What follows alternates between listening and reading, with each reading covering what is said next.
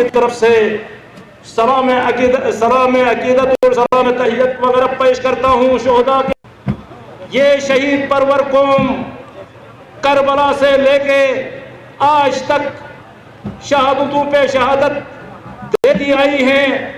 बहुत सारे शहीद हमारे इस खित्ते के जो मज़हब अहले बैत के तहफ़्फ़ुज़ और इसको परवान चढ़ाने में अपना खून दिया है।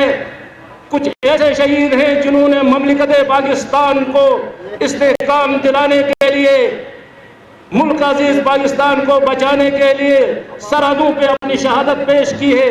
हम इन तमाम शोहदा को सलाम पेश करते हैं।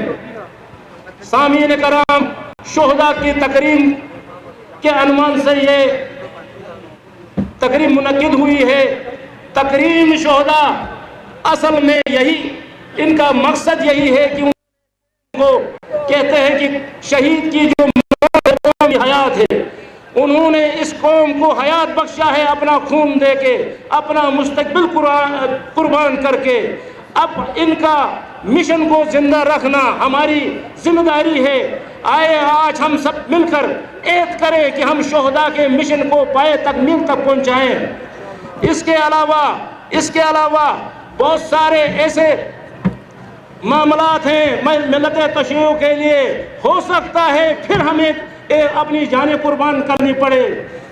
कहीं नसाब का मामला है, कहीं असीरों का मामला है, किसी जगह पर मुख्तलिफ अपने शियत की बका का मसला है। इन सब के हल के लिए एक ही नुस्खा है। वो नुस्खा ये है कि हम आपस में इत्तेफाक और इत्तेहाद कायम करें। हमारे रहबरान आपस में मिले, हमारे उलमा आपस में मिले, हमारे नौजवानों के आपस में राबिते हों। और जब तक ये राबिते और इत्तेफाक इत्तेहाद नहीं होगा, हमारे मसाइल बढ़ते रहेंगे। शोहदा का खून को रायगा जाने से बचाने के लिए हमें आपस में मिल बैठकर शोहदा की जो मिशन है उसको तकमील तक पहुंचाना होगा। मैं एक आखिर में, क्योंकि बहुत सारे मुकर्रिन यहाँ पे हैं, एक शेर के ज़रिए से मैं अपना पैगाम आप तक पहुँचाना चाहता हूँ।